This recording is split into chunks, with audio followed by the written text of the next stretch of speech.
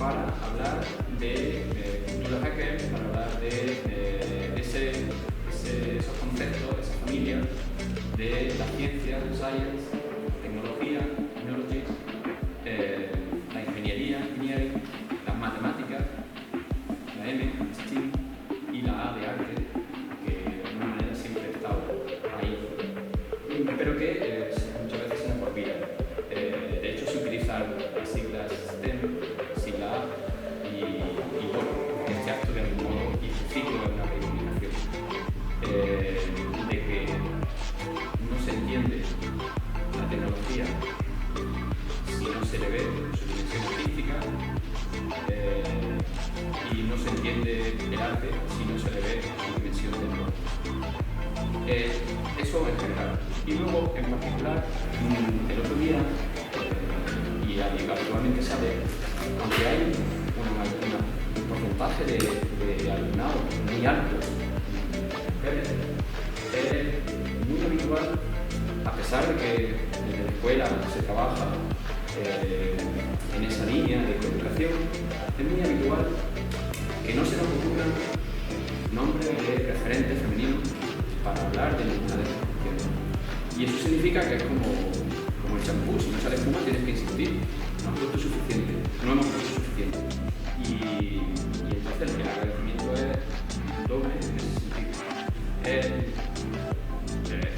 Nos dais las gracias por ceder el espacio que no está, que es una escuela pública, está pensado para eso, para que sucedan cosas. El piano, antes eran clases de piano, ahora no. Pues este es las clases de piano de ahora, que tienen que ver con las necesidades, con la música que necesitamos escuchar. Por desgracia, estos temas siguen siendo la actualidad. Me gustaría que no fuera necesario, pero es así. Así que sin más, me callo ya, cierro la boca y prometo no abrir la alta de combate. Hay que preguntar, tenemos que preguntar y ella ya lo sabe, así que... Espero que os guste y queráis participar con muchas preguntas. Bueno, lo primero, darle muchas las gracias a Maribel, a la Zaquería, a la Escuela de Artes por darme esta oportunidad de contaros mi experiencia y si os sirve de algo, si os puedo inspirar o os lleváis algo de aquí, pues por mí perfecto. Entonces, soy Carmen Vázquez, soy arquitecta, estudié en Granada y hoy os voy a hablar, he traído demasiadas diapositivas creo, pero voy a intentar, porque como que tengo muchas cosas que contar, pero voy a intentar ver un poco vuestras caras y en función de eso hablaremos de un tema o de otro, porque realmente no sé quién sois, ¿no? Entonces pregunto, ¿cuántos de aquí sois autónomos? 1. ¿Cuántos de aquí sois arquitectos? 4. Bien. ¿Cuántos de aquí tenéis un propósito en la vida? ¡Oh! ¡Todos! Bien. Muy bien, muy bien. Vale, pues yo voy a hablar un poco de todas esas cosas y voy a hablar de por qué bioconstrucción, de qué hacemos dentro de Habitavío, un poco de salud dentro del espacio y por último algunos proyectos a petición de Maribel. En cualquier momento si queréis me podéis pausar o si me lo preguntáis al final o cuando queráis, porque somos muy poquillos y creo que puede dar lugar a que haya un poco de conversación entre todos. Os voy a empezar contando mi historia, muy breve, resumida. Yo trabajaba en Melilla, el arquitecto municipal allí, y ese trabajo no me gustaba porque realmente los proyectos que yo les daba el ok no estaban de acuerdo a mis valores, ¿no? O sea, yo sinceramente en esa época estaba muy reflexiva con respecto a qué era la arquitectura para la ciudad, ¿no? Y para los ciudadanos. Y me creaba, sin yo saberlo ahora, a tiempo, mirando hacia atrás como mucho más fácil analizarlo, pero en ese momento yo no me sentía bien conmigo misma, ¿no? Y pensaba mucho en qué puedo hacer o cuál es el sentido de la vida o por qué tengo este trabajo y no entendía, ¿no? Porque tenía todo lo que para todo el mundo era lo mejor, que era un trabajo como funcionaria por la mañana solamente, me pagaban súper bien, vivía cerca de mi familia, no tenía jefes, por así decirlo, no tenía presión, pero no estaba contenta. Hasta que encontré un curso de bioconstrucción en la Sierra de Granada. y era construir una casita de, no sé, era una nave de aperos de 30 metros cuadrados con paja. Yo vi eso y dije, quiero ir. Y eran los fines de semana durante un mes, 4 fines de semana. Y yo vivía en Melilla, y esto era en Granada, en la sierra. Bueno, pues me la apañé como pude para coger el barco todos los fines de semana. Un amigo de Almería me dejó su coche, iba a la sierra, estaba el sábado y el domingo, volvía, cogía el barco por la noche y el lunes por la mañana trabajaba. Entonces ahí yo descubrí que era muy feliz haciendo eso, ¿no? Que estaba on fire, o sea, decía, esto me llena por dentro, no entendía muy bien el motivo, pero ahí iba con toda la motivación los fines de semana, aquí podéis ver cómo evoluciona la casita. Y luego volvía a mi vida de arquitecta municipal en Melilla, ¿no? Y era como, un momento, ¿sabes? Y hormigón, y la gente, y la sociedad y el convencionalismo de ese momento. Y volvía otra vez, ¿no? A la paja y al barro y al hacer las cosas en comunidad y cooperación y el mancharte de barro y estar con las manos y con los pies con personas de diferentes ambientes, no solo arquitectos, y volvía al hormigón, ¿no? Y al centro comercial que se estaba construyendo en ese momento en la ciudad. Y nada, y volvía otro fin de semana y acabábamos la cubierta y cantábamos, nos dábamos las manos y era todo pues, muy bonito. Y justo en esa época decidí irme de viaje a Indonesia con una amiga.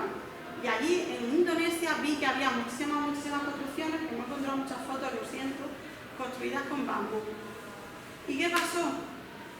Pasó que yo no era consciente en ese momento de las limitaciones mentales que yo tenía. Yo no era capaz de dedicarme a lo que a mí realmente me llenaba porque no era consciente de que era posible. Yo pensaba dentro mía, hacer bioconstrucción es para hippies, no me va a dar dinero, realmente no quiero estar construyendo con barro todos los días de mi vida, no me podré ganar la vida, etcétera, ¿no? O sea, realmente todo, supongo que todos alguna vez habéis identificado limitaciones que luego habéis superado, ¿no? Entonces, ¿qué es lo que ocurrió? Pues en mi trabajo de arquitecta empecé a conocerme a mí misma, ¿no? Conocerme a mí misma, fui por primera vez a un psicólogo que me explicó qué era la ansiedad, me explicó qué eran los pensamientos negativos automáticos y como que me dio la primera chispa de la llama del autoconocimiento que ya no se acaba nunca más, ¿no? Porque al final eso es así. Y ahí fue cuando tomé la difícil decisión, una de las más importantes de mi vida, de abandonar mi trabajo como funcionaria en la ciudad, mudarme, aquí una foto con mi madre que está ahí, y emprender un camino inexplorado a, ¿quién adivina? Hay algunos que lo saben, no hay spoiler, al maravilloso continente de Australia. Entonces llegué allí, compré una furgoneta, no tenía ningún plan, pero sí que sabía, o sea, con esto quiero deciros que no sabía lo que quería hacer con mi vida, aunque ahora al todo lo pasado es muy obvio, pero en ese momento yo lo único que sabía es que no quería ser arquitecta, porque la arquitectura era hormigón, ¿no? Y lo otro era, no me daba dinero. Entonces, ahí en Australia compré una furgoneta, estuve viajando por todo el país, me lo pasé increíble, aquí cabrían 7 conferencias de fotos, pero bueno, trabajé en muchas cosas distintas, como en la barrera de coral, buscando, ¿no? qué cosas me podían a mí llenar que diese dinero, porque en mi cabeza mi construcción no daba. Trabajé en un barco como camarera, ¿no? Trabajé también de camarera de bar, trabajé sirviendo paella en Australia, que está súper bien cotizada. Y allí, en reflexión máxima con la naturaleza, porque lo que Australia tiene es que como no tiene población, realmente allí hay lugares donde no hay personas, no hay la huella humana, ¿no? Entonces no hay conexión a internet, no hay radio, no hay ningún panel, no hay estímulos externos y entonces te conectas tanto contigo mismo que la verdad florece en ese momento, ¿no? Y fue allí, en esa conexión, que yo dije, vale, la vida es una, me voy a morir en algún momento, ¿qué puedo aportar yo a este mundo? ¿Qué tengo de utilidad para dar, ¿no? O sea, que vaya acorde a mis valores. Y entonces fue cuando tomé la segunda decisión más importante, una de las segundas, que fue volver a España Y ya, bueno, esta es la reflexión, que cómo vivimos tan lejos de la naturaleza si somos parte de la naturaleza, ¿no?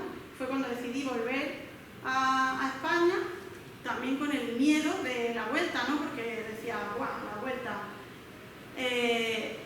¿Dónde vuelvo? A mi trabajo del ayuntamiento, luego me pongo por mi cuenta, no tengo experiencia trabajando fuera del sector, tenía como muchas dudas, pero Australia me había enseñado que te podías lanzar a la aventura y que normalmente pues salía bien, y si no salía bien era un aprendizaje, ¿no?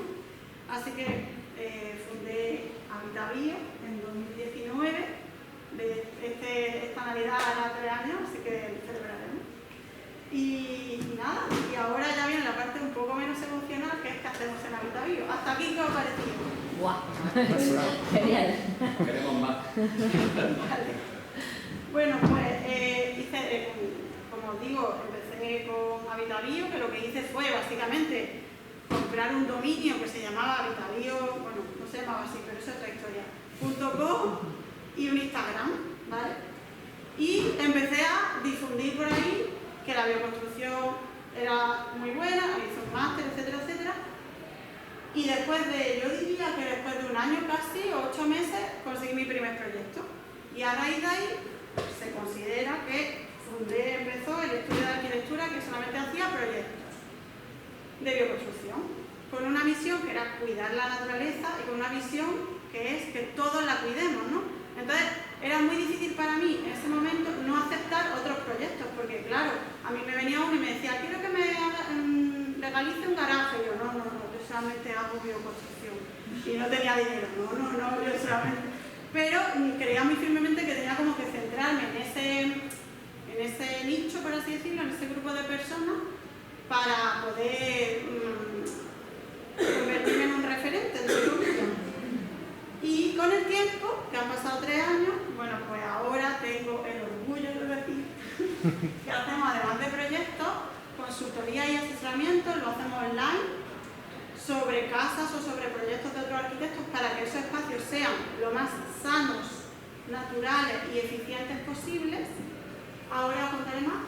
Y hacemos mentorías a otros pequeños negocios que están empezando, pero que están siempre en la línea de cuidar la naturaleza. Y por último, lo más novedoso es una escuela nueva que estamos lanzando, donde hay cursos relacionados con el tema bio, ¿vale? Os cuento ahora un poco más en detalle. Esto lo voy a contar rápido, pero es importante que lo sepáis a nivel... cuando uno, digamos, monta un negocio, tiene que tener muy claro quién es su cliente. Y mi cliente normalmente son personas que están muy acorde a la naturaleza y son conscientes y respetan al otro, ¿no? O sea, al final es una cosa que también para mí es un regalo, porque tanto mis clientes como mis colaboradores hay una buena relación, no es la típica relación que a lo mejor ocurre en otros estudios de arquitectura de lucha o de... bueno, no sé, no me quiero meter en ese país.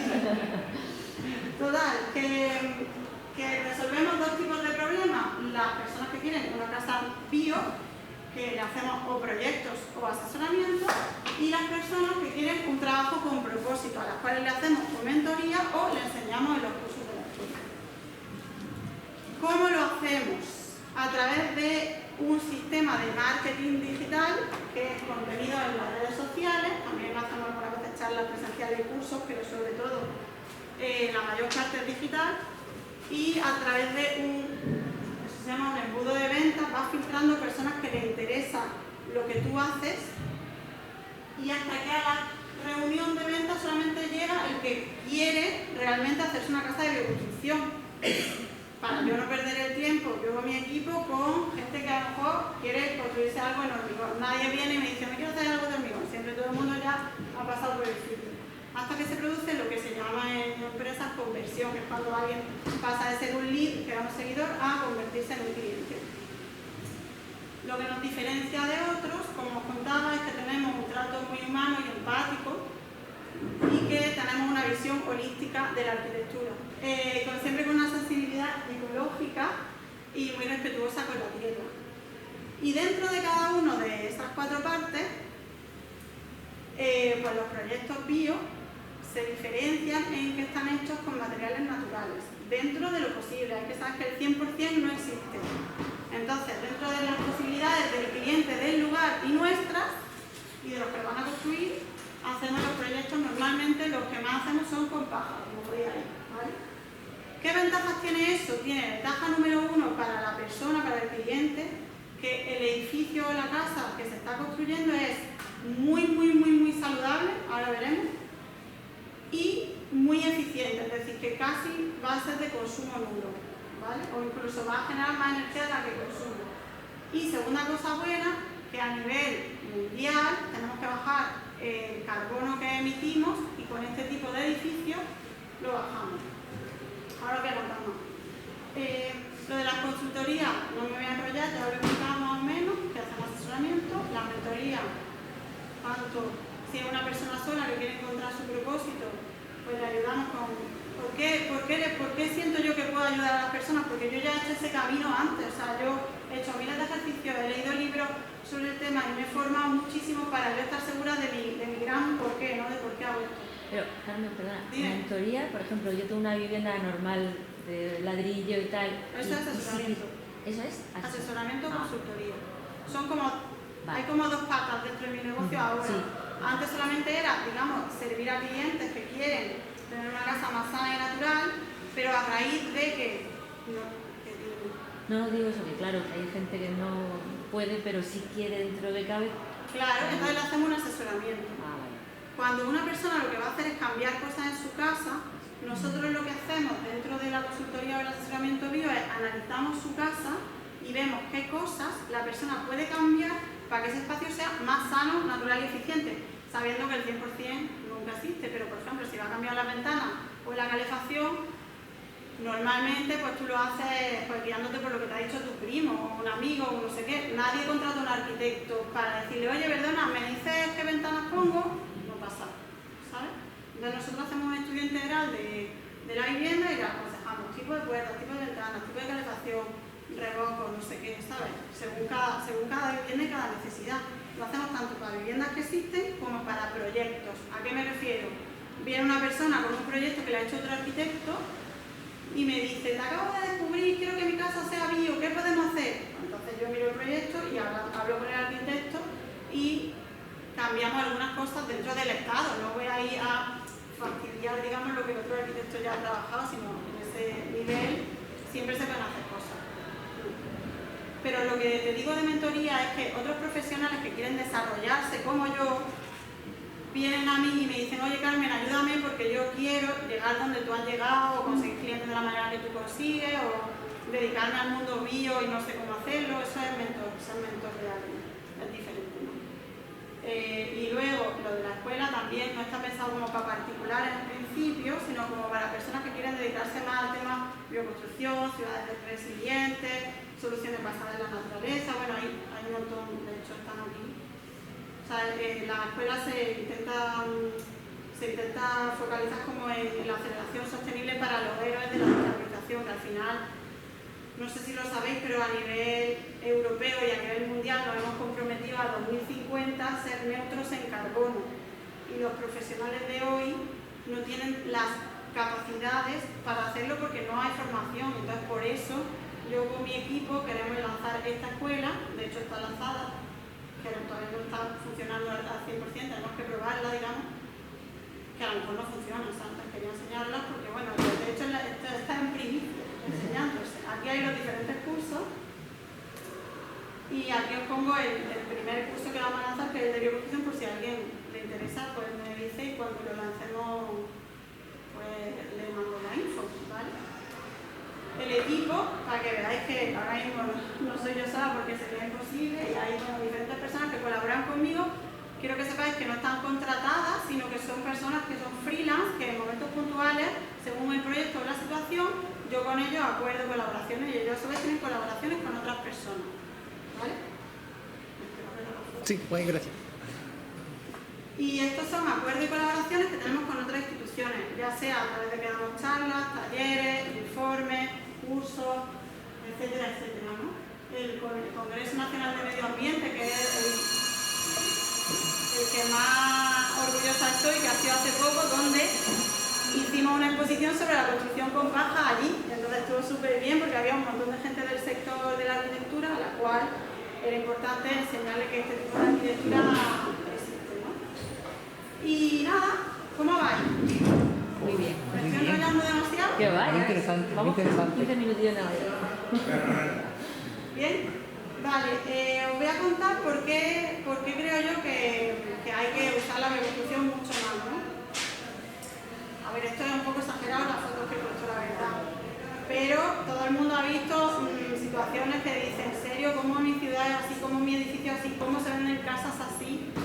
¿Cómo puede ser? ¿Sabes? Entonces, pensando esto, y aquí hay otra foto más, yo pensé, ¿dónde estamos yendo como humanidad, como sociedad?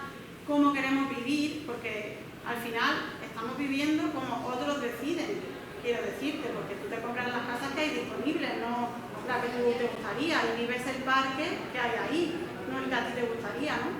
Entonces, ¿cómo yo desde mi pequeño granito de arena puedo contribuir a que esa ciudad o esa casa o ese edificio sea pues mucho más agradable y habitable? Porque al final, digamos que nuestro espacio, el espacio que vivimos nos afecta mucho a la salud y nos afecta psicológicamente. Pensad que pasamos el 90% del tiempo, normalmente de media, dentro de un espacio, ya sea la escuela, ya sea tu casa, ya sea tu hogar de trabajo, ¿no? Entonces, ya nos hemos cuidado la alimentación, se supone, unos más que otros. Nos hemos cuidado el cuerpo a través del deporte, no sé qué. Nos empezamos a cuidar la mente, vamos a psicólogos, tenemos un coach, no sé qué. Falta cuidar nuestra tercera piel, que es el espacio que habitamos, ¿no? Y entonces, pensando todo esto, empecé a investigar otras formas de maneras de habitar, otras formas de habitar, y descubrí pues, la bioconstrucción, que para mi manera de verlo es la arquitectura consciente de nuestra época. Porque no es solo arquitectura, es una forma de entender la vida, de entender el desarrollo, de entender el territorio, la ciudad, todo, ¿no? Y bueno, y he traído algunas fotillos así y tal, que te inspiran, ¿no? A decir, ostras, yo quiero eso, ¿no? Yo quiero eso. Y bueno, quería deciros que eso, de lo que estábamos comentando antes, que no sé si lo sabéis, ¿quién sabe que nos hemos comprometido a 2050 a ser neutros de carbono? 2 personas. Vale, pues, ¿quién sabe lo que son los ODS? ¿Nadie? No, vale. Los Objetivos de Desarrollo Sostenible, bueno, son acuerdos que se hacen a nivel la ONU, a nivel tal, que tenemos que ser neutros de carbono porque no se puede subir 2 grados la temperatura de la Tierra si no pasaran cosas, vale, muy bien. Entonces, todo esto es lo que nos dicen que tenemos que hacer, pero yo pienso, si seguimos viviendo como seguimos viviendo y emitiendo el carbono que seguimos emitiendo, probablemente lo que ocurra es que lo extingamos, que a lo mejor es lo mejor que le puede pasar a la Tierra, también os digo, no lo sé. Pero bueno, al final nuestra misión no es ser neutros de carbono, sino no extinguirnos, pienso yo, ¿no? Y realmente durante toda la historia de la humanidad hemos hecho bioconstrucción. También os digo, porque no sabíamos hacer otra cosa. Entonces hemos usado los materiales locales, materiales naturales, hemos usado personas del entorno, economía circular, porque no sabíamos hacerlo de otra forma, ¿no? Pero con la revolución industrial, o sea, en los últimos 200 años, como todos sabéis, nos hemos desvinculado 100% de la naturaleza en todos los niveles. Y hemos empezado a hacer esto, ¿vale? Hemos hecho esto, hemos hecho, bueno, pues la arquitectura, que todos habéis visto, ¿no? Y esta arquitectura, además de que nos afecta a nosotros como ya algunos habéis experimentado, ¿no? Que vais por la calle y según cómo sea el ambiente o una casa, te sientes de una manera o de otra. Además de eso, es súper contaminante. Y aquí está el dato. Solo he traído un dato para no abrumar. El 8% de las emisiones de CO2 es el cemento. O sea, imaginaros ya el aluminio, no sé qué. No quiero decir que no haya que usarlo nunca más, sino que vamos a llegar a un equilibrio, ¿no? Y bueno, esto es lo que estábamos hablando, de que nos hemos comprometido con Europa. De hecho, no sé si sabéis, pero hay una cantidad de ayuda brutal para la rehabilitación energética de las casas, ¿vale? Pero O sea, y eso está muy bien, perdón, eso está muy bien porque en España hay 25 millones de viviendas. O sea, la mitad de la población en casas, quiero decir, una casa por cada dos. Pues el 82% son E, F y G. ¿Sabéis lo de a veces de los electrodomésticos? Lo mismo tienen las casas, ¿vale? Se llama certificado de eficiencia energética de la vivienda. Pues el 82% tiene eso. Entonces está muy bien que vengan ayudas para rehabilitar. ¿Pero qué pasa? Que solamente tienen en cuenta esas ayudas un tipo de carbono que se emite. ¿Cuál carbono es? ¿Quién me lo dice? Nadie.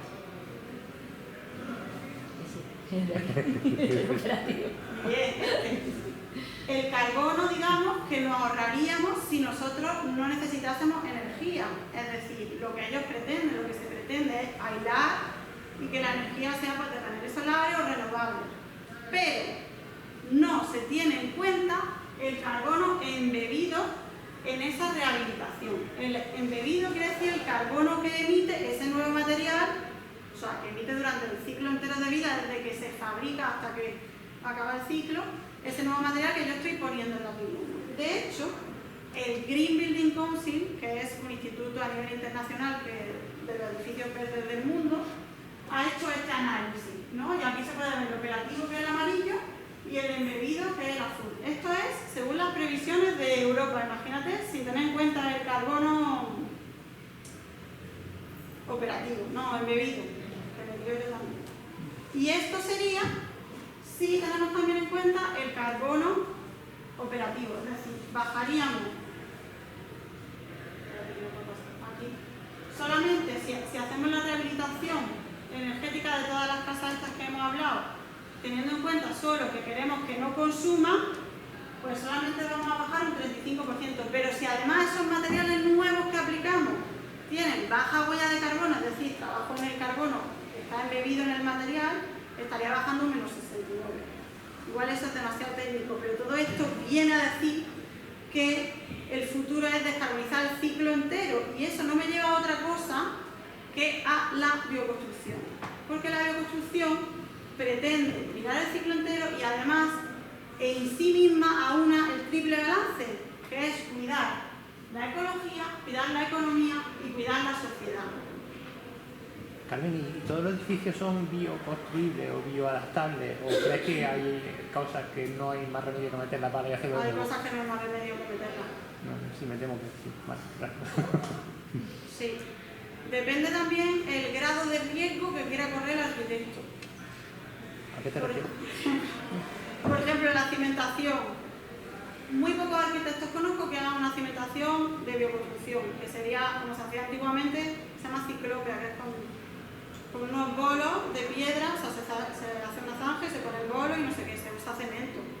Lo que pasa que, por eso te digo que el 100% no existe, que yo no pretendo para nada que deje de existir la otra arquitectura, sino que esa arquitectura aprenda un poco de la bioconstrucción para traer unos cuantos de conocimiento y aplicar lo que pueda, porque solamente con que hagamos un poco, pues ya vale, ¿sabes? Eso es como todo, es como la alimentación. Bueno, estos son, para que veáis que esto es muy algo de ver, pero que existen las 25 pautas de la bioconstrucción y toca tanto clima interior, materiales de construcción, diseño interior, medio ambiente, energía y agua y hábitat ecosocial. O sea, hay como un montón de información. Si queréis saber más del tema, me podéis preguntar o podéis mirar esto que es público. Ponéis 25 pautas de la bioconstrucción y os sale. Entonces, dentro de todo eso están los materiales naturales y os voy a hablar un poco de la paja, que es el que más uso en los proyectos, porque al final es el que más, entre comillas, el que mejor sale calidad-precio, ¿no? Y que más sentido tiene usar aquí en este sitio. Bueno, pues aquí, espérate, he reciclado la portada del congreso. Ese es un módulo de paja, ¿vale? Entonces, construir con paja se puede construir o bien una vara de paja 1 a 1, bueno, hay muchos métodos, pero básicamente, o bien, es lo que para mí tiene más sentido, un módulo prefabricado de paja, que sería como si fuese un trozo de muro que viene y se coloca encima de la cimentación y se construye al mismo tiempo el cerramiento, digamos, y la estructura. ¿vale? Entonces, ¿qué cosas tiene buena la paja? Que la paja, antes de ponerla, ya está absorbiendo CO2. Además, no alimenta, o sea, la paja en sí misma no, pero lo que da el cereal es un residuo de la agricultura y además es un material local aquí. En otros sitios no habrían construido con paja, eso lo tenéis que tener muy claro, no existe una fórmula única, ¿no? Durante el tiempo en el cual se está viviendo dentro de ese edificio de paja, tienes dos cosas muy buenas. Que hay un ahorro energético, por tanto, de emisiones y que te da un confort y una salud interior increíble. ¿Por qué? ¿Alguien se anima a decirme? Pues no lo sé, pero yo estoy deseando preguntarte si no atrae bicho. Esa es la típica pregunta. Esa y si se quema. Sí, sí. Contra cerditos, ¿no? Pues normalmente están, depende del tipo de bichos que hay en esa zona, se recubren a lo mejor con una malla por debajo y luego aparte de eso no se queda visto, quiero decir que aquí, ahí sería como si fuese el caparazón y luego eso se recubre con un revoco, entonces eso evita que entren los bichos. Vale. Lo que te iba a decir es que es muy confortable y saludable al interior porque es un material que es transpirable. Entonces, es como imaginaros, cuando lleváis algo de algodón, algo que es natural, estáis mucho más cómodos vistiendo eso, pues porque transpira, ¿no? Entonces regula, digamos, la humedad para que dentro siempre haya un 50%. Y luego además es muy aislante, ¿vale? Y eso hace que dentro siempre tengamos más o menos la misma temperatura y no tengamos que calentar siempre o enfriar ese espacio. Y luego, que también es interesante porque estamos viendo todo el ciclo de vida, cuando ese edificio se desmuela de cara al futuro, la paja no es un residuo tóxico y entonces vuelve a la tierra, vuelve al ciclo, digamos, y se regenerará, pues no sé, ¿vale? ¿Y por qué yo creo que lo mejor es prefabricado? Aunque hay otra gente que lo autoconstruye y está muy bien, porque combinamos la estructura con el cerramiento. Igual estoy dando un tontón que no veas con esto, ¿no? No, está guay. No. No lo sé, porque es que no sé lo que queréis escuchar tampoco. No, venimos a escuchar ese tipo de tu experiencia. Tiene un muy bajo tiempo de ejecución, se podría hacer como en una semana, ¿vale? O sea, lo que es colocar la paja ahí, luego lo revoco en la puerta y tarda un poco más. Pero menos que el hormigón hay que esperar un tiempo hasta que, digamos, sea resistente. Y nos permite hacer una transición de la industria, es decir, las industrias que ahora se dedican a manufacturar cosas contaminantes podrían sacar una nueva línea de negocio que sea de esto, ¿no? Que ahora mismo solo hay dos en España. Dime. Yo me hago una pregunta. Cuando la paja se pone, pasa un tiempo y se pone más concha, más seca, ¿no perdería todas las cualidades que tiene? Mira, es que la paja cuando está ahí, la cogen, digamos, con una humedad concreta, o sea, tú no la puedes meter a una humedad que no sea la que marca la normativa, y luego va muy a presión, o sea, está súper comprimida, y luego está, digamos, recubierta por fuera, entonces lo que queda adentro no cambia de estado ya nunca más. No es como la paja que tengo a la intemperie, que se va deteriorando, entonces no pierde sus propiedades, ¿sabes? Pero entonces, ¿cómo transpira? Pues porque lo que tú recubres también transpira. Tú recubres normalmente con un revoco de arcilla o con algo natural. De hecho, no tiene sentido construir con paja y luego ponerle algo que no sea transpirable. ¿Más cosas? Venga, explícalo ya, ¿por qué no se quema? Pues no se quema por eso mismo, porque está tan comprimida, no tiene oxígeno dentro y entonces no prende. ¿Sabes? Aparte de primero tiene que pasar el revoco, que el revoco es de tierra, de arcilla y de la tierra no es combustible, pero si luego pasase, no es que no se queme por nada del mundo, es que se quema igual que se puede quemar la madera, pero que no prende como si estuviese al aire libre. ¿Sabes? Porque que las cosas no ardan no significa que sean buenas. Claro. O sea, las estructuras de madera son mejores resistentes al ataque del fuego que las de acero, por ejemplo. Totalmente, sí. Entonces, a veces pensamos que si arde es malo, y dices, bueno, no sé, a lo mejor que no arda también es malo. Claro.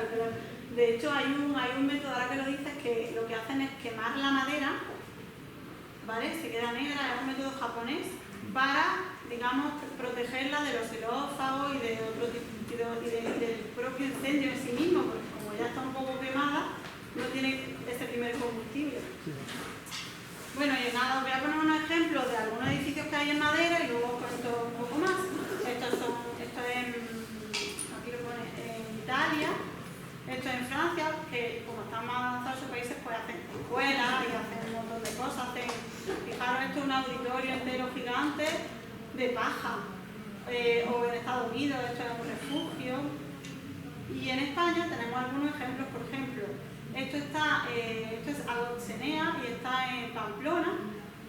Es un sitio chulísimo, yo realmente estuve ahí y no podéis imaginar lo que se siente el dormir y el estar en un espacio que es natural, porque no sabemos lo que se siente, es que nunca hemos estado. Entonces ahí se está increíble, o sea, tanto la iluminación como el sonido, como el aire que se respira, todo te invita al bienestar, al relax, está súper bien. Entonces esto es privado, o sea, es una ecoescuela, quiere decir que no está financiado públicamente, pero sí que podemos celebrar que hay el primer edificio público de paja en Valencia y es un centro de mayores de día, un centro de día de mayores, sí. Entonces, poco a poco yo creo que se va concienciando tanto el sector de la arquitectura como las empresas, como los ciudadanos y los gobiernos, para que cada vez haya más bioconstrucción y podamos transformar nuestras ciudades, mejorar nuestra comunidad y al final hacer pues, un hábitat como mucho más agradable, ¿no? Y que para mí eso es bioconstrucción, porque yo creo que es el futuro para nosotros. Y me gusta poner siempre a Buckminster Fuller, que no lo sepáis, es un arquitecto muy famoso de generaciones pasadas, que dice: estamos llamados a ser los artífices del futuro, no sus víctimas. Entonces yo creo que desde la posición de los arquitectos y también, o sea, quiero decir, los arquitectos no son los arquitectos y ya está, o sea, si no hay clientes o administración, no hay arquitectos que valgan, quiero decir, necesitamos entre todos unirnos para cambiar ese rumbo, ¿no? Así que la decisión es nuestra. Y aquí acabo la primera parte, porque luego la segunda parte es hablaros de salud dentro, pero quiero saber si queréis que os cuente un poco de salud dentro del espacio, o queréis que pase directamente a los proyectos, o queréis preguntarme cosas, o queréis iros ya. Lo queremos todo, ¿puede ser? A mí me interesaría que se habla de la salud de la casa y el porqué de la salud. A lo mejor hace todo de paja y luego en la cubierta, en vez de hacerla de paja, pues pone corcho, o si no puede, a lo mejor mete un material no natural justo para aislar la cubierta, pero bueno, todo lo otro no lo está haciendo. Se analiza según. Pero normalmente suele ser de madera, no de hormigón. Lo que sí pasa es al revés, que la parte de abajo, por ejemplo, si un sótano sea de hormigón y luego encima va la paja, ¿sabes? Pero bueno, que yo he hablado de la paja por hablar de uno, pero que también hay materiales como el adobe, o sea, la madera en sí misma, hay el CLT, hay muchos. Salud de la casa. Dime. Eso está muy bien para arquitectura de pequeña escala, pero cuando llevamos a una ciudad, necesitamos unas construcciones más grandes. Sí. ¿Cómo se enfoca un poco ese tipo de construcción a algo más grande? Se puede hacer estructuras de madera, que lo hicieron el otro día, pues muchos pisos se pueden hacer. No sé si son igual 25 plantas, es el edificio más alto que hay en madera. A ver, yo lo que quiero transmitir no es que haya que usar la paja sí o sí o la madera sí o sí, sino que en función de cada situación decir, vale, este edificio, pues igual lo construyes con hormigón, pero aparte de que la estructura sea hormigón, ¿qué otras cosas puedo meter naturales y de salud para que el edificio sea mejor? Porque no nos olvidemos que lo que se ha construido hasta ahora en general, lo único que se ha mirado es la economía del que lo estaba construyendo. O sea, un promotor, si hay alguno aquí que me disculpe, no construye para que la que lo compre viva más a gusto y feliz, generalmente. Entonces, a eso es lo que me refiero. Entonces, cuando es más grande, pero puede ser un parque, ¿eh? En los parques, por ejemplo, en Cataluña ya se está aplicando lo que se llama soluciones basadas en la naturaleza, que es traer lo que se sabe que en la naturaleza ya funciona aquí y dejar de hacer alcohol que es con cepecillo tal, no sé, como si fuese tu dios de la naturaleza, no. dejas que fluya, que la mariposa no se quede pegada al plato tal, y lo dejas salvaje. ¿Qué pasa? Que hay que concienciar a la población porque mucha gente se queja, uy, esto está descuidado, no sé qué, ya no votamos más a Paquito. Y Paquito está intentando que ese parque sea ecológico, ¿sabes? Entonces, hay muchas cosas que se pueden hacer. Es verdad que, por ejemplo, yo estoy contigo en que edificios grandes, por ejemplo, un puerto. Pues ahí, ¿sabes? Hay muchas cosas que no te sé decir cómo se podrían hacer. De todas formas, yo creo que la primera pregunta que tenemos que plantearnos es ¿por qué? ¿Por qué necesitas una gran ciudad? ¿Por qué necesitas que los edificios tengan 300 metros de altura? O sea, tal vez sin empezar, o sea, está bien que quieres sacar el máximo rendimiento de una parcela que vale mucho, es muy respetable, pero no podemos hacer todo a partir de ese presupuesto. Como los edificios pueden ser muy altos porque tenemos que sacar el máximo, entonces hay que construir con veneno masado. Lo mismo vale para esas situaciones, como tú dices, para hacer una estación de gestión de residuos nucleares no vale la pena. Ya lo sabemos, ¿no? Los contenedores tienen que ser de otro tipo, pero no queremos uno de esos en cada esquina. A lo mejor basta con que haya uno por país. Pero fíjate lo que tú estás diciendo, que es verdad que hay muchos compañeros míos arquitectos que no se sienten bien con su profesión porque se está desvirtuando, porque al final a ti te viene un promotor y te dicen estos metros cuadrados quiero que me saquen 200 viviendas o 50, me da igual. Entonces tú no estás creando lo mejor posible para ese espacio, no te digo cada una, pero es que no tienes la libertad, digamos, de aportar a ese espacio tu conocimiento porque tienes a uno que solo está mirando el dinero, ¿sabes? Pero bueno, no pasa nada, poco a poco nos vamos concienciando. ¿Más preguntas antes de que pase la salud? Vale. La salud la he ordenado en 4 partes porque es locura máxima esto. Entonces, hay 4 partes que nos afectan a la salud dentro de la casa, por ordenarla un poquito. Y entonces son el ambiente interior, las radiaciones, la iluminación y el sonido. Vamos a verlas por encima. Bueno, no tan por encima, pero vamos que podría hacerse un máster de esto. El problema que tenemos no es que puntualmente nos expongamos a algo, digamos, tóxico o alguna patología, sino que durante 8 horas todos los días de mi vida me exponga a eso. ¿Cuándo estoy 8 horas todos los días de mi vida? Trabajo y durmiendo, ya está. Entonces, ¿qué analizamos normalmente?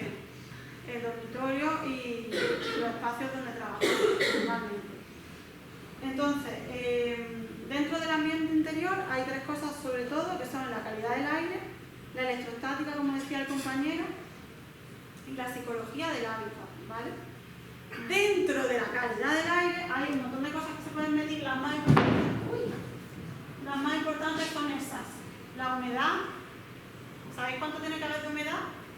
Lo he dicho antes. 50. Bien, 50. Temperatura, ¿sabéis a cuánta temperatura estamos cómodos? Sí, por ahí, entre 20 y algo y menos de 30 seguro. Lo que pasa es que depende de dónde provenga. Yo creo que un ruso tiene más de todo el calor que nosotros. Luego CO2, que es el dióxido de carbono, COPS, que son partículas orgánicas volátiles, formaldehído, otros tóxicos y polvo en suspensión. Todo eso puede haber dentro de aquí, ahora mismo, o dentro de vuestra habitación, o dentro del sitio donde trabajáis. Y todo eso se puede medir y se compara, digamos, con una tabla que hay que te dice, digamos, como los valores límites para saber si tu espacio está contaminado o no. ¿Cuál es el problema de esto? Que no lo podemos medir nosotros, simplemente necesitamos aparatos que lo midan. ¿Vale? Entonces nosotros lo que hacemos es con un aparato que mide el aire, o a la gente le recomendamos que compre uno y le dice cómo está ese aire. ¿Cuál es lo más peligroso? Sobre todo el formaldehído y otros tóxicos. ¿El formaldehído alguien ha escuchado hablar delante? ¿Sí o no? Es un poco el olor ese que se huele, nunca mejor dicho. Cuando entramos a un bazar, por no decir un chino. La bolsita esta que se guardan para los No, cuando tú entras, no huele a plástico. Sí, huele. Eso es. Sí. Formaldehído es el plástico ese que está en el aire. Entonces ese lo podemos tener dentro de nuestro espacio, por ejemplo, a lo mejor de materiales artificiales como puede ser una mesa de plástico, un armario, el suelo, diferentes cosas pueden dar forma de tejido y otros tóxicos pueden ser de productos de limpieza, etc. Entonces, cuando no sepáis qué es lo que tenéis, cuál es la solución más básica del mundo, ventilar siempre. ¿Cuándo ventilo? Normalmente Por la mañana, ¿no? por el mar. ¿Tú cuándo te vas a dormir? Vale. No sabía. Todo mal, Dios mío. Entonces, yo lo hacía igual, ¿eh? O sea, a mí me lo obligaban en el mismo curso, me quedé igual. Entonces, normalmente ventilo el sitio donde voy a estar 8 horas antes de estar 8 horas. Después también, porque está en tu dióxido de carbono y tal, pero vamos. Y luego, si alguien tiene como más interés, pues siempre hay medidores, unos mejores que otros, que te miden la humedad, temperatura y eso. Electroestática, ¿sabéis lo que es? ¿No? Siempre el típico museo de la ciencia que toca una bola y se te ponen los pelos así. A mí todavía no se me han bajado. Bueno, pues eso. Entonces, eso podemos tenerlo, eso no es bueno para nosotros, lo podemos tener dentro de un espacio. Habéis visto, por ejemplo, pasa sobre todo en los aeropuertos y los centros comerciales que toco a mi hermana o toco a los que me dan calambre. Eso es porque estoy cargado electrostáticamente y lo pueden provocar por diferentes materiales que haya, el roce, muchas cosas dentro del espacio. Entonces, lo ideal es que haya un ambiente que esté con iones negativos, al contrario de lo que podemos ver, porque uno dice negativo, cuando los negativos son los buenos. ¿Y dónde los tengo? En el agua que se mueve. Los surfistas, la gente cuando está cerca de las cascadas tiene muchos iones negativos.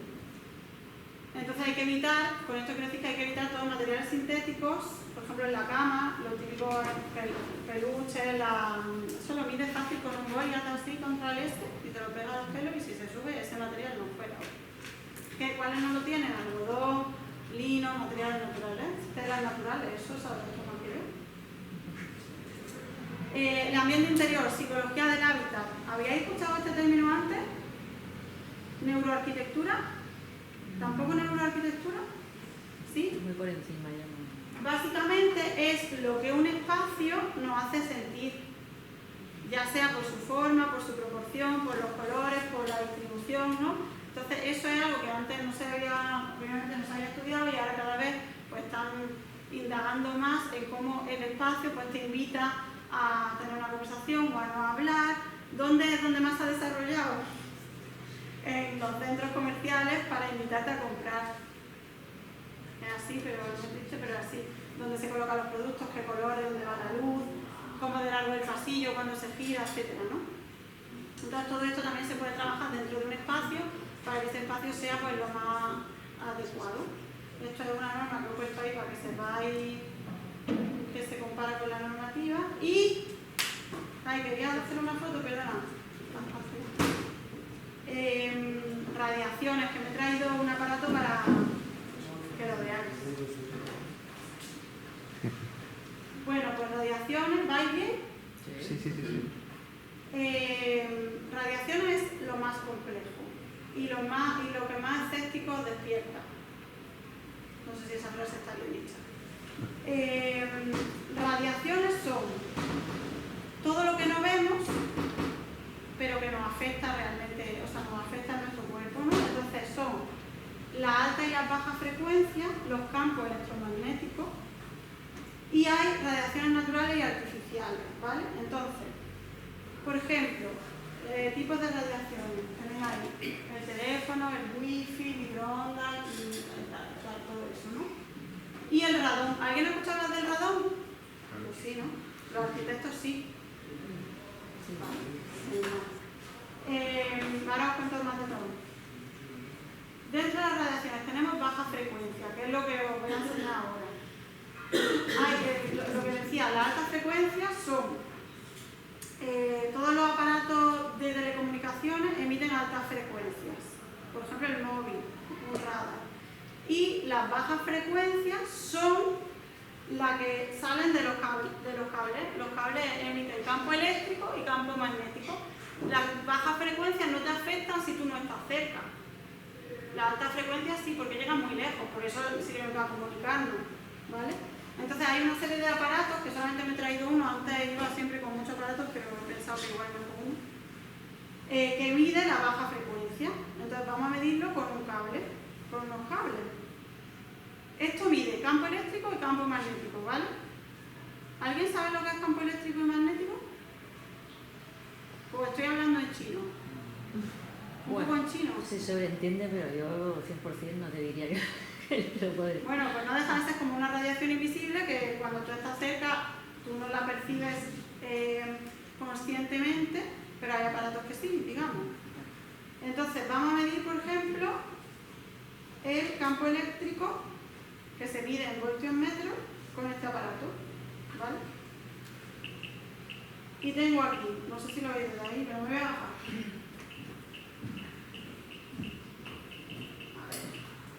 Ahora tengo, a ver, uy, aquí está fatal. Tengo 12 por ahí, ¿no? 1,5, 3, ¿vale? Entonces me voy a acercar a donde más cable hay, que es ahí. ¿O no? Sí, acerca.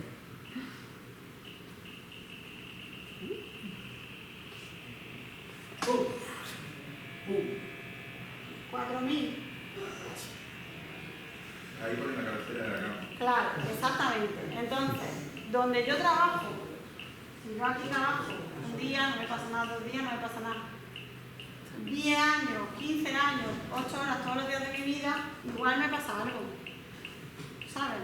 Igual me afecta ese campo, porque normalmente en la naturaleza no tengo un campo tan alto. ¿Qué se recomienda siempre? Nosotros, si podemos, vamos y medimos, pero si no podemos medir, lo que yo recomiendo siempre es que os alejéis de la fuente para la baja frecuencia. ¿Vale? Es decir, en vez de tener eso aquí en tus pies, ponlo allí y te pones solo el cable hacia ti. Entonces, un voluntario, pero vamos a medir el campo eléctrico que pasa por su cuerpo. Venga. Ten cuidado si te electrocuta. Pero que no. Siéntate ahí, fácil. A ver, le vamos a hacer, lo que vamos a hacer es medirle con este aparato, que es un sensor, lo que hace es medir, digamos, cómo ese campo eléctrico atraviesa su cuerpo, ¿vale? Entonces ya enchufar esto, toma, cógetelo. Tenemos que conectarlo aquí.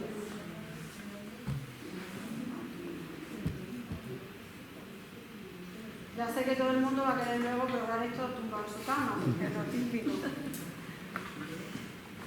Vale, entonces, muy bien, lo está cogiendo con una mano. Vamos a poner esto aquí, esto aquí. No, espérate.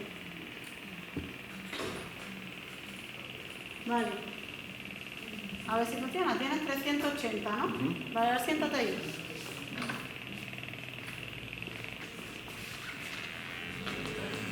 ¿Cuánto tienes? 6.666. Vale, espera, y ahora. Quédate un momento y te vas cargado. No, ahora siéntate ahí, o bueno, donde tú quieras, donde estés más cómodo, y te quitas los zapatos y pones los pies en el suelo.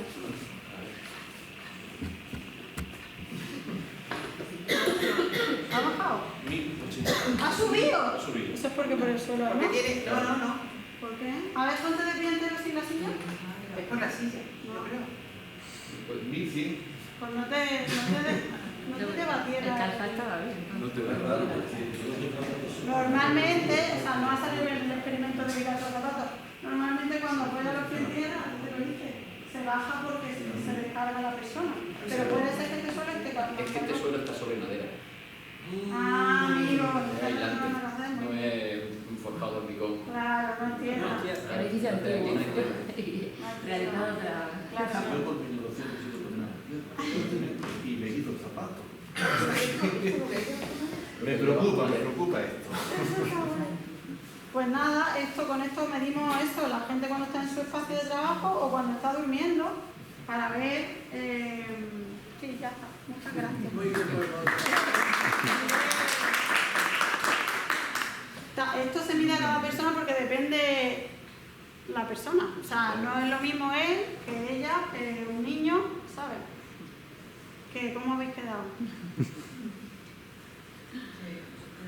Bueno, pues eso, entonces se mide con este aparato los campos los campos eléctricos y magnéticos, y con otros que parecen un poco más sofisticados, parece que estás buscando ovni, realmente, se miden las altas frecuencias, que son las del móvil, etc. ¿A quién le afecta esto sobre todo? Porque a nosotros nos afecta, pero no somos tan conscientes, pero hay otra gente que tiene hipersensibilidad o sensibilidad química múltiple, que realmente tú le cambias eso de sitio y de repente la persona es feliz. De repente la persona puede dormir y con eso al lado está sudando, con sarpullido, no puede dormir, o sea, es una enfermedad importante. De hecho, donde más estudios se hacen son con gente que tiene ese problema. Dime. No, de hecho la solución más básica que hay es si tú bajas los plomos, se acaba todo. Por ejemplo, a la gente que es más sensible, yo les recomiendo que averigües cuáles son los plomos de su habitación, porque si bajas todo, la nevera no te funciona, y entonces tú bajas el plomo de tu habitación, y entonces en tu habitación no tienes campo. Pero yo, por ejemplo, tengo ladrones, ¿no? Entonces yo apago el ladrón. Sí. Es suficiente, ¿no? Es suficiente, pero vas a tener campo desde el enchufe hasta el ladrón. Desde el ladrón para allá, no. Porque digamos que es como si fuese una manguera llena de agua, ¿vale? Entonces no está saliendo el agua, pero está cargada de agua. Porque hay, digamos, como hay campo, ¿sabes? Entonces tú lo que necesitas, puedes usarlo, de hecho esa es una de las recomendaciones, pero pon el ladrón lejos. Entonces tú apagas el ladrón y te duermes, pero no lo pongas pegado a ti.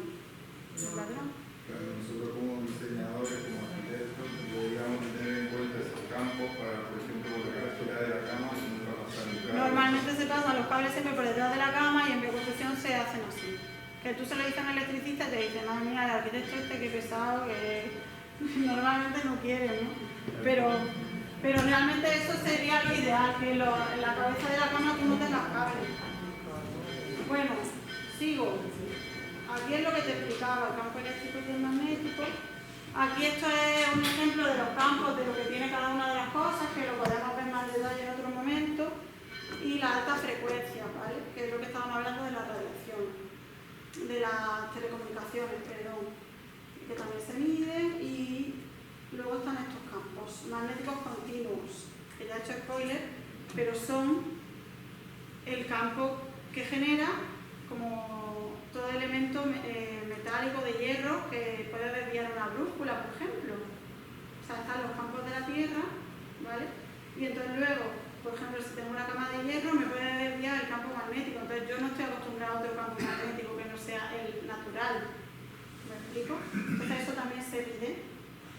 Que me estoy metiendo en cosas demasiado. Podría pasar también si tenemos una estructura metálica en nuestra vivienda, ¿no? Pero no hay que obsesionarse, o sea, quiero decir.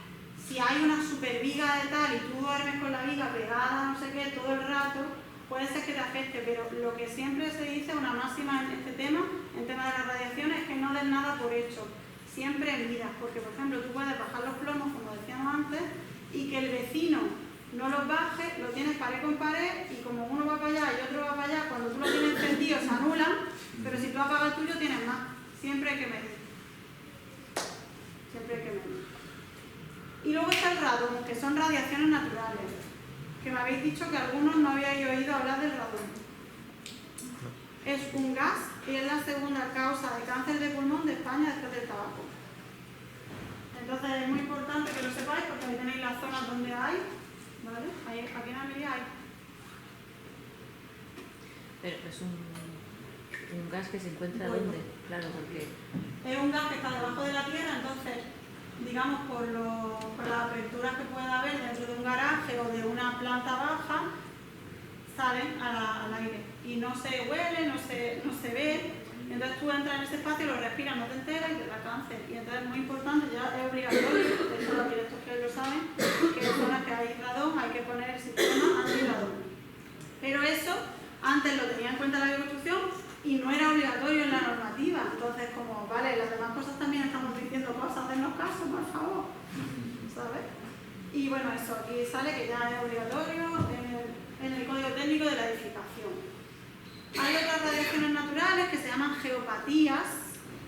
De hecho, se estudian haciendo un estudio geobiológico del suelo y son cosas que te pueden supuestamente afectar. Por eso digo que hay aquí muchos escépticos, no aquí en esta sala en general, en este tema, como son, por ejemplo, pues, pasos de agua, fallas, no sé si habéis escuchado hablar de las líneas Harman y las Curry. Bueno, son una serie de, digamos, cosas que pasan en el territorio que a nivel superior pueden afectarte cuando duermes o cuando trabajas. Yo no soy experta en medir estas cosas, si alguien me lo pregunta, no sé cómo se hace. Todavía, igual me hago algún curso. Y luego están las radiaciones artificiales que también nos afectan, que ¿cuáles son? Pues evidentemente las de pues, la guerra y los accidentes, como por ejemplo la bomba atómica.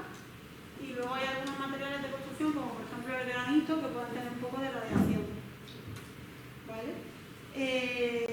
Preguntas. Me estoy enrollando muchísimo, ¿no? ¿Cuánto llevo? No, realmente, yo estaba pensando todo el rato que igual sale después, o que a la hora de diseñar artísticamente, arquitectónicamente, pero ya la parte de diseño, la parte, ¿no?, más estética, claro, tener todo eso en cuenta, ¿tú has visto que es difícil o simplemente es adaptarse a otros parámetros y punto? No sé. ¿Cómo? Para mí personalmente ha sido un ejercicio emocional, de decir, no soy capaz de hacer el 100%, o sea, no existe el 100%, entonces dentro de todo lo que sé y lo que soy capaz de idear ahora, voy a dar lo mejor de mí, sabiendo que seguro que se puede hacer mejor. Porque hay tantísimos parámetros que afectan que siempre alguno no va a cuadrar, ¿sabes? Entonces, en el proceso, digamos, de ideación o de diseño del edificio, que es, digamos, la parte como más artística, ahí muchas veces pues me dejo, pues yo qué sé, me pongo música, me concentro y me dejo un poco llevar y voy viendo, no, esto porque no sé qué, y voy haciendo líneas y al final sale algo que medianamente cuadra o es lo menos malo, digamos, dentro de eso. Ahora te voy a hacer alguno. Paso rápido por aquí y voy a los proyectos para que no se hagan muy pesados. Es que la iluminación es muy bonita. Bueno, Ya, es que vale. está todo muy chulo. Iluminación, me voy a sentar un poco. Tenemos el ciclo circadiano, ¿sabéis lo que es? ¿Sí? No. ¿No? Venga, Creo cuéntalo. que son los mismos. ¿Quieres? ¿Tú no? ¿Alguien lo quiere contar? ¿Cómo le influye la luz al organismo? Sí, cuando nos vamos de viaje a Los Ángeles, ¿no? Volvemos y tenemos jet lag. Eso es porque nuestro cuerpo no está acostumbrado a que la hora, o sea, que a no sé qué hora sea de noche, a no sé qué hora sea de día. Bueno, pues eso nos puede afectar totalmente dentro de un espacio. Por ejemplo, si yo por la noche pongo una luz demasiado blanca, mi cuerpo está entendiendo que es por la mañana, entonces no me duermo. Y si pongo una luz demasiado cálida por el día, pues a lo mejor me trasueño, ¿no? La reproducción, bueno, ya he pasado uno por uno. Aquí podéis ver lo del ciclo circadiano que os decía, que nos puede afectar y nos afecta. De hecho, se trabaja mucho en el tipo de iluminación en los espacios de trabajo o en los dormitorios para que la gente pues, sea más o menos productiva o descanse mejor, ¿no? Luego tenemos la temperatura de color, que está relacionada con lo del ciclo circadiano. Si la quiero más fría es como por el día y si la quiero más cálida es como por la noche, que no deja de ser la luz del sol cuando está en lo más alto y la luz de una hoguera cuando es por la noche, o sea, al final está todo relacionado. La reproducción cromática, que eso es lo que reproduce una luz, el color. Entonces, ¿qué preferís ver? ¿Eso o eso? Es fácil esta pregunta. El que se ve más, ¿no? Entonces, eso lo podéis ver en la bombilla. La bombilla os pone CRI 50, CRI 60. Cuanto más CRI, cuando tenga un CRI más alto, pues mejor va a reproducir el color, ¿vale? Aquí hay otro muy obvio, pues claro. ¿Cuál preferimos ahora? El dorado, ¿no? Vale. Aquí lo veis más claro, luz fría, luz neutra y luz cálida, ¿vale? Y ya está, eso es lo que va a contar todo. Sonido, ¿vale? Sonido parece una de las cosas que más nos afecten, aunque no lo creáis, porque realmente nos da nos puede dar fatiga, dolor de cabeza, malestar. Y tenemos muchos sonidos, no solo el que se escucha, sino los infrasonidos. Y también tenemos muchas veces vibraciones, que no las percibimos con el oído, pero están ahí, ¿sabes? Y aquí, bueno, pues podéis ver los tipos de sonidos con sus decibelios correspondientes. Se supone que para dormir tenemos que estar por aquí, incluso a veces, no sé si habéis dormido alguna vez al lado de una nevera y ya estaba molesta ese ruido. Y en una oficina no puede haber más de 45 decibelios también para concentrarlos, ¿no? Entonces todo eso también con un aparato se mide y te dice, oye, pues tú aquí está no sé cuántos decibelios y se hacen cosas para cambiarlo, ¿vale? Y eso es lo que os contaba, todas las cosas que pues, nos puede crear. Y ya está, eso es en salud, por encima, muy en resumen lo que hay y se puede profundizar mucho más. Si tenéis interés, me podéis preguntar, o ahora o después, sobre el tema de la salud, pero esas son como las 4 cosas clave que analizamos: la iluminación, contaminación electromagnética, el sonido y la iluminación, ¿vale? ¿Tenéis preguntas? ¿Qué opinas del 5G? Y es que no tengo nada de preguntarte esto, nada, no he dicho nada, me arrepiento.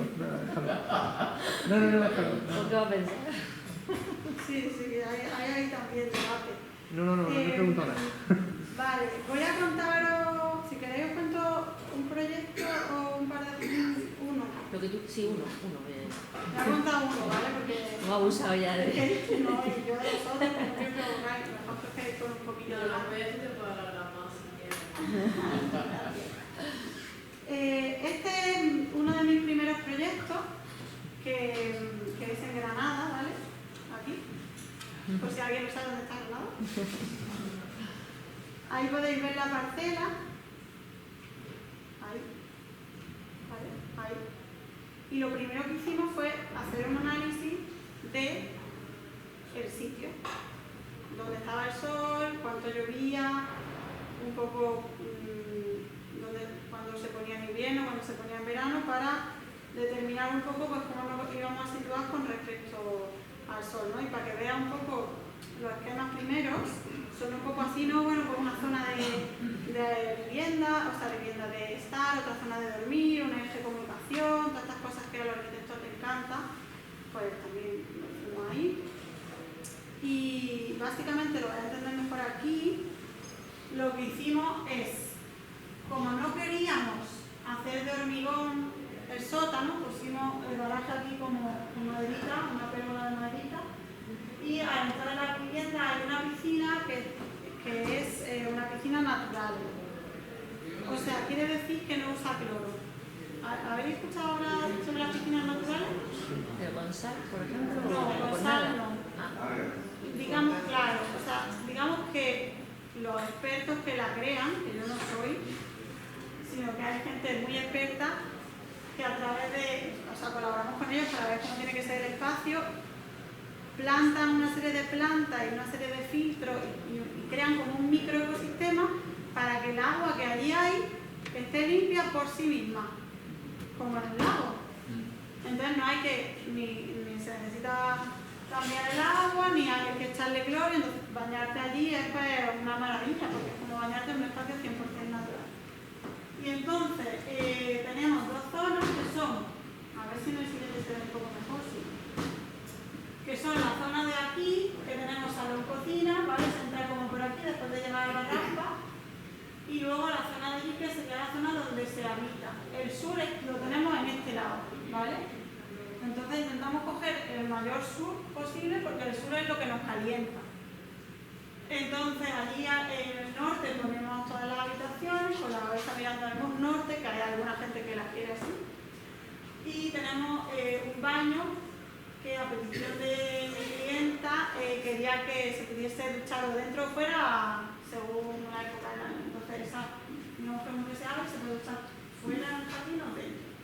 Y en toda la parte sur de aquí tenemos agua, porque Granada es un clima muy seco, entonces durante el verano queríamos bajar la temperatura del aire de alrededor de la casa a través de la evapotranspiración. ¿Eso qué quiere decir? Quiere decir que el agua al evaporarse absorbe el calor del aire para poder evaporarse y lo enfría un poco. siempre, o sea, si es que es un nombre metallo, eso se usaba en la Alhambra. Los botijos. Los botijos. Entonces, de tal manera que en verano ese agua refrigerase todo el aire y pudiese estar fresquita la casa, y en invierno probablemente aquí no haya agua, solamente en la piscina. Aparte en verano no roba tanto, o sea, no hace más frío porque ya está frío de por sí, no se va por el agua. ¿Vale? ¿Qué iba a decir más? A ver qué más cosas tengo. Otra cosa. Ventilación cruzada es muy importante también para que haya una ventilación pues, correcta dentro de la casa. Como podéis ver, significa que haya ventanas enfrentadas y ya está. Y luego todo es de paja. O sea, todo el cerramiento gordo que veis. Sí, se ve, se nota. Que tengo aquí para... ¿no? Todo ese cerramiento es de paja. Y lo de dentro no necesitábamos que fuese de paja porque no necesitábamos que fuese tan aislante. Me refiero a los tabiques de ahí que separan, ¿no?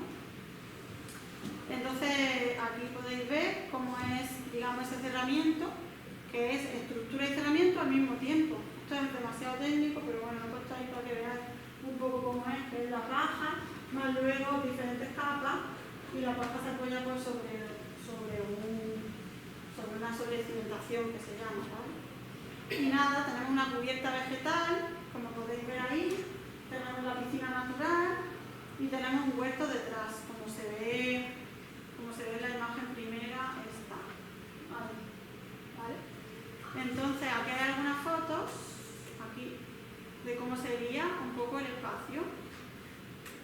Que aquí podéis ver que no se ve la paja, o sea, quiero decirte, que si no se lo dicen a alguien que está hecho de paja, no se dan cuenta, es una casa normal y corriente. Oye, y a mí lo que me viene a la cabeza ahora para preguntarte es ¿qué equipo ha realizado esto? O sea, son personas que a su vez también están formadas en esta bioconstrucción, o las tenéis que formar, o es difícil, no es difícil. Es difícil. ¿Cuál es el problema mayor que hay ahora aquí? O sea, que hay aquí en el sur, que no hay personas constructoras que sepan hacer esto, porque esto es nuevo, no hay mucha gente que lo haga. Dime. Quería saber también los espesores de los cerramientos... 40. ¿De 40 solo? Sí. ¿Lo de paja? Sí. Entonces, la relación entre superficie útil y construida se va un poquito con respecto a la construcción convencional, pero tampoco mucho. No se va casi nada porque como ahora los edificios también tienen que ser de consumo casi nulo, pues también hay que ponerle más aislamiento ya hoy, y entonces realmente es más o menos igual.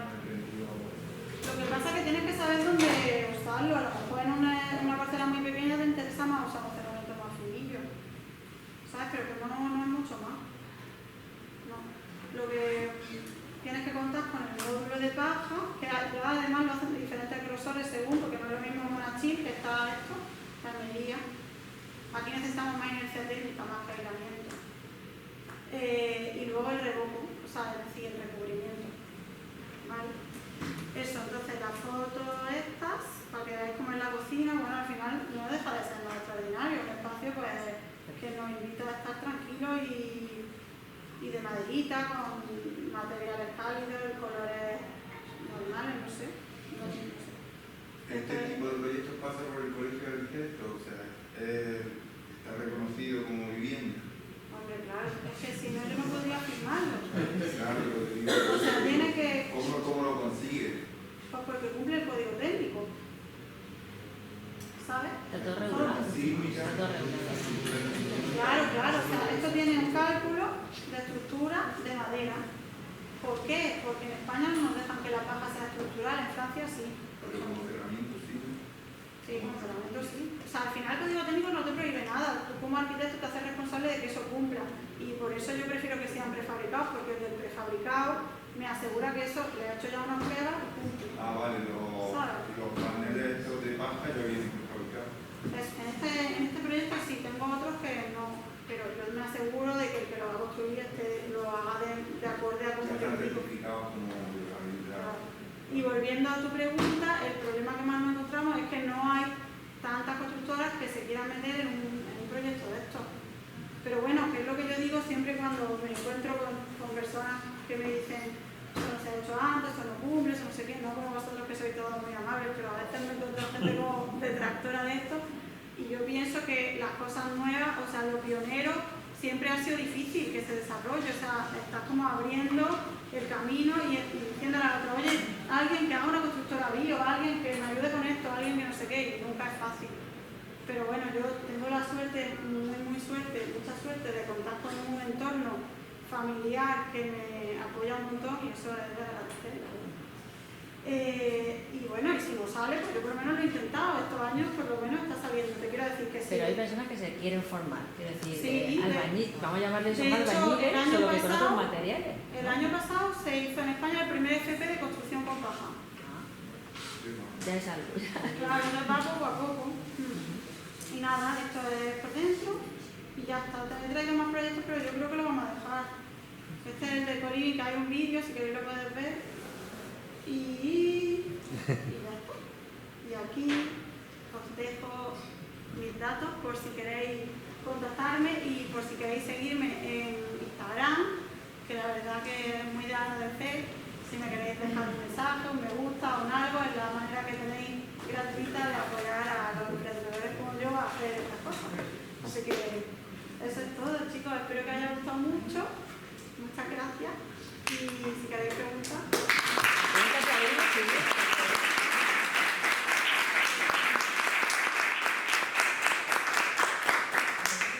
¿Puedes poner lo de redes sociales? Claro, sí. Sí, es que se ha ido. Lo he puesto muy rápido. Te podemos aplaudir otra vez si quieres. Pero... Bueno, se supone que esto es una charla, que es una pedazo de charla por su parte. De verdad, yo no esperaba este nivel técnico tan grande y de conocimiento que nos has brindado. No me lo esperaba, o sea, yo cuando la invité realmente no esperaba este derroche, esta generosidad por tu parte, porque es que yo por mi parte he aprendido muchísimo, pero yo estoy casi segura que aquí también se ha aprendido muchísimo. Y bueno, ahora venía la parte de charlar y de, por eso es charla coloquio, charla de ella y coloquio por nuestra parte. Pero bueno, no te voy a preguntar nada técnico, primero porque no me siento muy capacitada, aunque te he preguntado lo más que a mí me importaba, que era como esa parte estética y cómo conjugar, y ya lo he hecho. Y también la parte de las personas que luego lo van a llevar a cabo y también me has contestado. Pero yo quería saber... me parece súper valiente. O sea, me parece una valentía todo lo que has contado, porque algunas personas no habéis llegado al comienzo, pero ella ha emprendido desde una posición ya afincada bien, desde una posición que podías haberte relajado, saltaste al vacío, pero yo lo que veo aquí es mucha pasión también y muchas ganas de crear. Una de las cosas que ella me dijo, bueno, explica un poco lo que son las charlas de mujeres STEM. Hemos explicado un poquito qué es la conjugación de tecnología, ingeniería, matemáticas, arte. Creo que por encima de todo, y lo he repetido alguna vez, está la creatividad y la creación. Y ella lo que está diciendo es creamos y creemos, pero vamos a hacerlo de una forma natural y saludable, que realmente, aunque tú estás siendo pionera, es realmente como también se ha hecho en la historia, a lo largo de la historia. Entonces, me he perdido en mi propia pregunta, pero es... no sé... No, pero lo que te iba a decir, respondiéndote a lo que me estás diciendo, es que, a ver, claro que sí que es muy valiente y todo eso, pero hay una cosa que no sé si alguna vez, yo creo que sí todos nos hemos planteado en la vida, que es ¿por qué estoy aquí? ¿Cuál es el sentido de la vida? ¿No? O sea... como que soy muy consciente de que me voy a morir en algún momento, entonces eso me hace que me dé el valor, que yo soy sincera y muchas veces, y vosotros lo sabéis, he llorado con el miedo de que se me caiga una casa o quedarme sin dinero o esas cosas, pero luego lo pienso y digo, vale, eso es lo peor que puede pasar, pero es muy poco probable. Y entonces me da la energía, digamos, después de saber que eso es poco probable, aunque me da miedo, que pues, no es que vaya así, el pensar que si yo puedo hacer que la humanidad viva de una manera más así, más bonita, egoístamente, yo soy más feliz. O sea, es como la gente que ayuda a los otros. O sea, al final lo hace porque tú te sientes mejor. Pues yo, desde que hago este trabajo, soy mucho más feliz que antes, ¿sabes? Entonces al final eso es vivir con propósito, es que cada uno yo creo que tiene el suyo, ya sea cuidar a una persona mayor como hacer una casa sana, cada persona aporta desde donde cree que puede dar algo, no sé. Y yo por ahí mi pregunta, que hasta qué punto habéis conseguido esa balanza pues de emprender, pero a la vez se estaba recibiendo, no encargos, trabajo que yo creo que irás poco a poco, sino esa satisfacción de que estás haciendo, con la creatividad estás haciendo muchísimo. Pero sí, ya me has contestado. Yo tenía una pregunta que son, bueno, en realidad son dos preguntas sobre los buenos y los malos, ¿no? ¿Sobre qué? ¿Sobre qué? Los buenos y los malos. Sí. Ya cada uno que elija. Me chocó mucho el tema del viaje a Australia, porque lo primero que pensé es, claro, fue allí a aprender de los maestros de la permacultura. No. Ya. Y la otra parte es, y como preguntaban por aquí, eso lo aprueba un colegio, todas las cosas están legales, y luego cuando llega un personaje a un banco con esto debajo del brazo, el banquero se pliega y da dinero. Pues es que eso se está, mira, si está Sí, firmado no, por problema. mí, que soy un técnico, está firmado por el Colegio de Arquitectos y tiene la Claro. licencia del ayuntamiento, Ahí el le banco da le da igual. igual. El banco nunca ve el proyecto, el banco solo ve los números. O sea, el banco no abre y dice, mira, de paja, qué bonito, ¿sabes? El banco mira y dice, 300.000 euros, 150.000, ¿cuánto quieres de hipoteca? ¿Cuánta nómina tienes? Venga, el 5% toma. ¿Sabes? Además son hipotecas de promotor estas, que te las van dando según vas ejecutando, porque el banco no te va a dar un dinero si no se puede quedar con algo tuyo.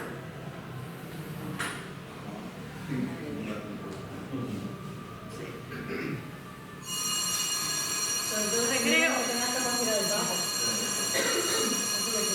¿Tenéis más preguntas, chicos?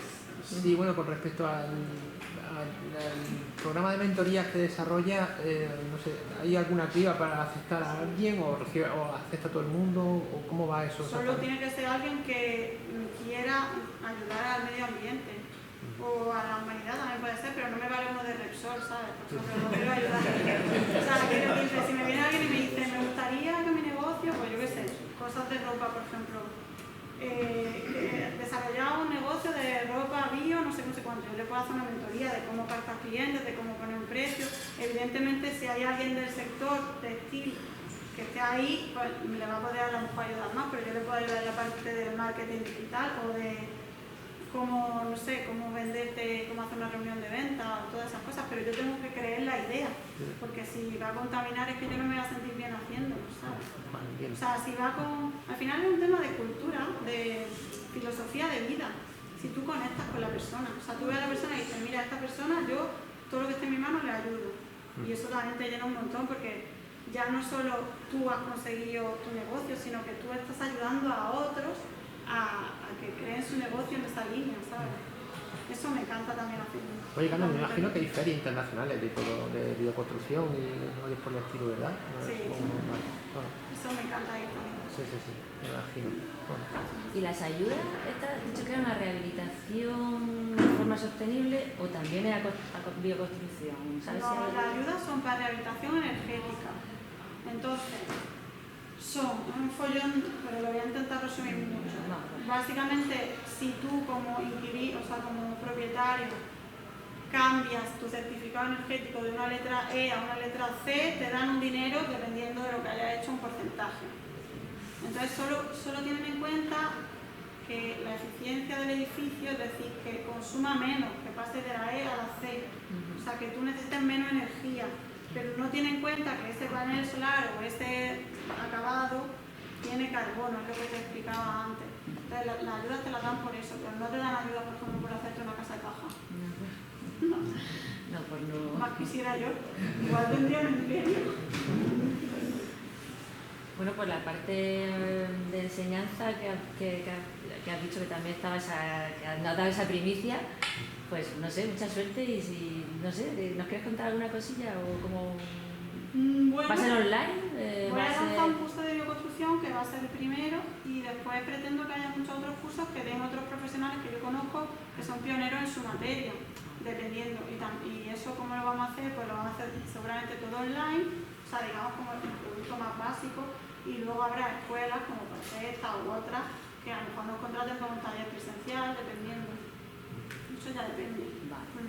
Pero hay mucha gente que le gusta la bioconstrucción, no solo arquitectos, sino pues personas que quieren hacerse su propia casa o que quieren... es un sueño humano querer tener tu casa como a ti te gusta, ¿no? Lo que pasa es que estamos tan acostumbrados a que no sea posible y que sea una carísima y encima que tampoco está tan chula, pero en comparación con la otra es la mejor, que bueno, pues que lo que yo planteo es un poco un tema imposible, pero es sueño, alguna gente lo hace. Es que he llegado un poco tarde, pero no sé si lo habrá hablado antes. Una vivienda más o menos sencilla, ¿qué coste tiene hacer este tipo de construcción? Pues mira, los costes son parecidos a lo que cuesta una vivienda normal, digamos, y yo siempre doy el dato para que os hagáis una idea, con todo incluido quiere decir el arquitecto, la licencia, los impuestos, la construcción, todo lo que tengas que pagar, menos el terreno, 2.000 euros el metro cuadrado. Puede ser 1.800, puede ser 2.100, pero no van a ser 500. Entonces, tú haces una idea, si son 100 metros cuadrados son 200.000 euros. ¿Vale? Más o menos. Sí, más o menos. Luego eso se desglosa, que eso lo podemos ver si quieres, se desglosa, pues no sé cuánto porcentaje normalmente es la licencia, el arquitecto te va a costar X, tal material te baja un poquito, pero vamos, que no cambia radicalmente a la mitad, ni con un tipo de construcción ni con otras, ¿sabes? ¿Más cosas? No me preguntes de campo. Solamente te iba a preguntar si es verdad un rumor que corre por ahí que una persona, cliente tuyo, se está haciendo con sus manos su propia casa de bioconstrucción. Sí, pero no es solo. O sea, quiero decir. A ver, esa es la casa de Serafín, está aquí. Ay, solamente cuesta eso, ¿no? Te van a tener que invitar en la escuela para que sigas con esos otros proyectos y nos lo expliques. Ese es Serafín, que es una máquina de persona, es bombero y su mujer creo que es veterinaria y se están haciendo la casa en ese terreno. Entonces ellos van a autoconstruirse su casa. Aquí está el proyecto, que es un pedazo de proyecto, la verdad que a mí los valientes me parecen ellos porque lo van a hacer de construcción con paja, míralo, ese es el proyecto. Lo van a hacer de construcción con paja y la verdad que yo no hubiese hecho el proyecto para él si él no me hubiese explicado todos los cursos que ha hecho de autoconstrucción con paja, porque yo también me la juego ahí, ¿no? Pero yo lo veo que sabe un montón, incluso a veces sabe más que yo. Entonces somos un equipo y ya, muy guay, me encanta. Sí, se la hace. Eso tenéis que tener en cuenta una cosa, no quiere decir que le vaya a salir gratis su casa. Le va a salir lo mismo, pero se va a ahorrar mano de obra que la va a poner él. O sea, quiere decir que eso lo hace porque a él le gusta, porque es su pasión, porque le encanta eso. Pero que mucha gente piensa, no, me lo hago yo, y tengo muchos casos de gente que luego no saben, se queman, gastan dinero y están fatal porque no son capaces de hacerlo, que es complejo. No la va a hacer él solo, quiero decir, va a coordinarla y a ejecutarla él, pero es una maquinaria y contratan a otro experto. Sí, cuando esté terminada ya con otra charla.